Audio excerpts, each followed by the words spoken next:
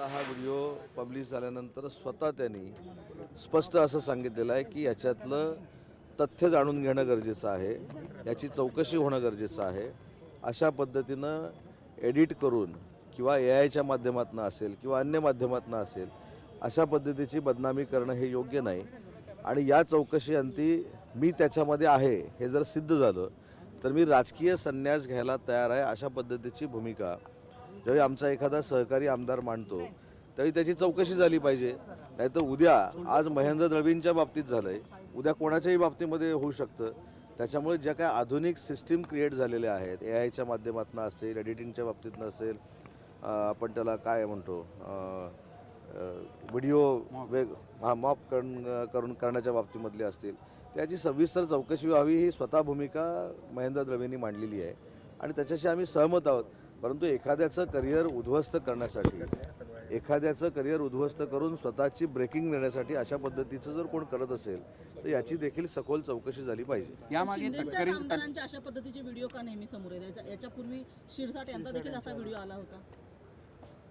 सध्याच्या व्हिडिओबद्दल आपण बोलू. सध्याच्या व्हिडिओबाबत ज्या पद्धतीनं महेंद्र दळवी स्वतः मीडियासमोर येऊन बोललेले आहेत आणि मीडियासमोर बोलण्याचं धाडस 100% त्यांचं कौतुकास्पद आहे. त्यांनी असं सांगितलं की मी स्वतःहून मागणी करतो मुख्यमंत्र्यांकडे की याची चौकशी झाली पाहिजे, हे कशा पद्धतीनं केलं गेलं ह्याची चौकशी झाली पाहिजे, याच्या मागं कोण आहे त्याची देखील चौकशी झाली पाहिजे आणि जे कोण ह्याच्या मागं असतील खोटं करणारे त्यांच्यावर कारवाई झाली पाहिजे, ही स्वतः महेंद्र दळवींची मागणी आहे.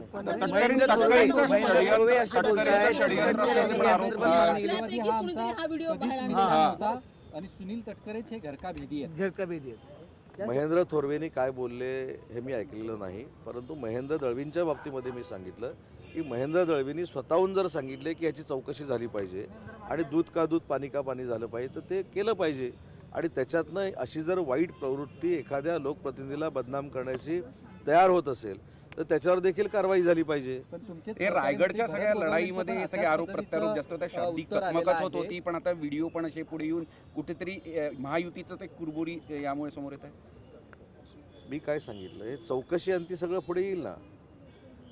ज्यांच्या बाबतीमध्ये हे घडलेलं आहे त्यांनी मागणी केली की याची सविस्तर चौकशी झाली पाहिजे आणि ही जर सविस्तर चौकशी झाली तर त्याच्यामध्ये कुणी हे केलं हे पुढं येईल, जगासमोर येईल, महाराष्ट्राच्या समोर येईल. पण भरत गोगावले असतील, महेंद्र थोरवे असतील, यांची प्रतिक्रिया ही समांतर पातळीवरती येते आणि सुनील तटकरेंवरती सगळा रोष जातोय. मी त्याच्या पुढे जाऊन सांगितलं की चौकशी अंती याच्यामध्ये जी कोण व्यक्ती असेल ती पुढे येईल, त्याच्यामुळे त्याची चिंता करण्याची काही आवश्यकता नाही. स्वतः जर ज्यांच्या बाबतीत हा प्रसंग घडलेला आहे ते सांगतात की याची सखोल चौकशी झाली पाहिजे आणि ती मुख्यमंत्री मोदी यांनी केली पाहिजे, तर अजून काय पाहिजे? त्या चौकशीमध्ये जे कोण नावं घेत आहेत, कोण नावं घेत नाहीत, या सगळ्यांची नावं पुढे येतील आणि जे कोण ह्याच्यामध्ये अशा पद्धतीनं बदनामीकारक करण्याचा प्रयत्न करत असतील त्यांना देखील कुठेतरी कळेल कायदा काय आणि कायद्याचे हात तिथपर्यंत पोचू शकतात त्याची जाणीव होईल. पण महेंद्र थोरवे आता यांच्या या स्टेटमेंट नंतर तुम्ही असं मानता का की राष्ट्रवादी हा तुमचा मित्र पक्ष आहे? पहिली गोष्ट मी पुन्हा एकदा सांगितलं की आता 3-4 प्रश्नांचं उत्तर हे एकच आहे. या व्हिडिओची चौकशी झाल्याशिवाय ह्याच्या मागं कोण आहे हे कळणार नाही आणि स्वतः महेंद्र दळवींनी सांगितलेलं आहे की याची चौकशी करावी. ते ना सर, पण महेंद्र थोरवे असं म्हणतायत की